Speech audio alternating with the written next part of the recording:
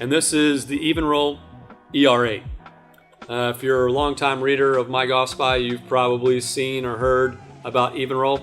If this is your first introduction to Evenroll, they have a technology in the face that year after year, putt after putt, tester after tester that walks here through his test facility just seems to work. Similar to the TR grooves on the ping, it helps on mishits, and in regards to not only putts going shorter distances off mishits, but going awry on mishits. So it kind of like smash factor for drivers. Your smash factor efficiency would decrease down here. With these putters, what you're seeing is that it is pretty much similar across the face. This year compared to last year, were there any differences subjectively from last year? No one had heard of Evenroll. Yeah. That was a tester at MyGolfSpy.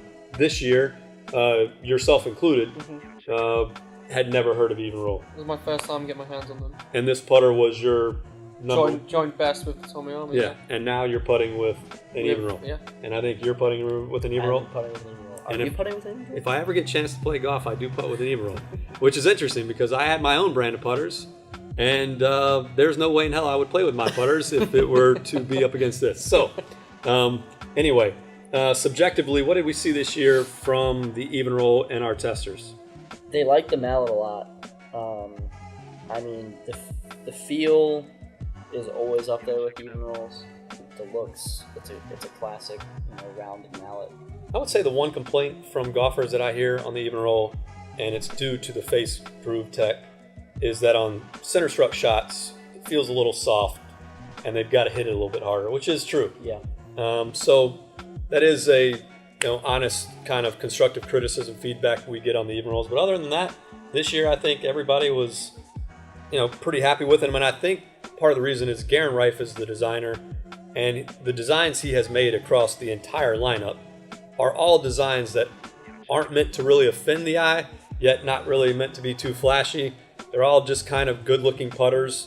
Garen Reif, for all those that don't know, was also the designer from Garen Reif, and also a few other putters that he's done over the years. Garen Reif is a face tech guy and a weight bar tech guy, and he's implemented the best face technology that I've seen currently in this model here. So, Harry, walk me through the process of what your thoughts were this year when you got to putt with this, and when you got to see the results. What was your instant thought?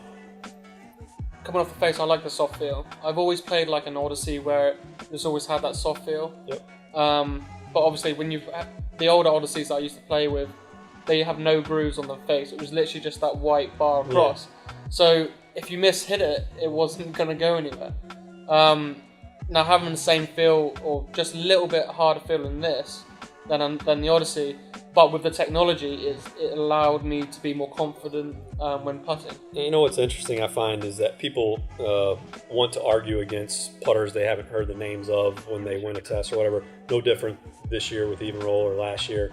But what's interesting is once people get them in their hands and go out and play golf, and they hit some 30-foot putts with their old putter versus this one, it's really tough to get these Evenrolls back out of their hands because Sam said it best. I mean, you were putting with, what was that ping putter that you used to putt with? The Redwood ZB. Yeah, the Redwood ZB. A putter that a lot of guys out there owned and was fairly popular. But man, you go back to play with that putter now on a 35-foot putt and miss-hit it a little bit. Do you notice any difference? Yeah. I mean, it's pretty drastic. Well, not only in distance, but also in accuracy. The farther away you get from the hole, the more degrees offline you are, the farther that putt's going to go. Yeah.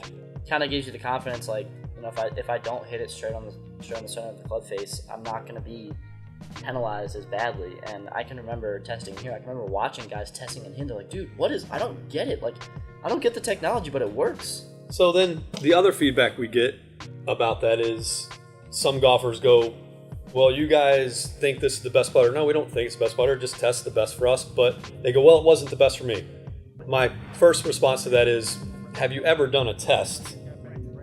Whatever guy is commenting out there, right, that this isn't the best putter or that isn't the best putter or whatever putter isn't the best putter. Have you ever done a test with all the putters in the industry head-to-head with statistical significance? The chances of that are slim to none. That's why we're here. But let's say that this actually wasn't the best putter, or that wasn't the best putter for you. That's okay. What we have found though is that this putter and the Tommy Armour was best for what percentage of golfers in this test? 60%. 60% of the testers that were in our test found that this putter was the best putter for them. Now, that means 40% of them found that another putter was better.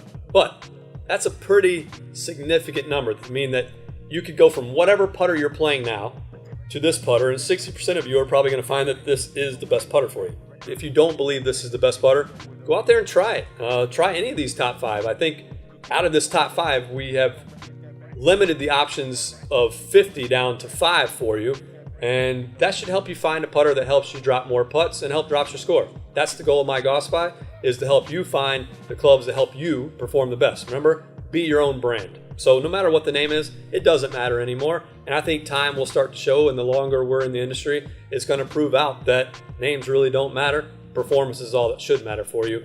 And at the end of the day, the Evenroll got it done this year. No different than it did last year. Yeah, I agree. Yeah. It's a great putter.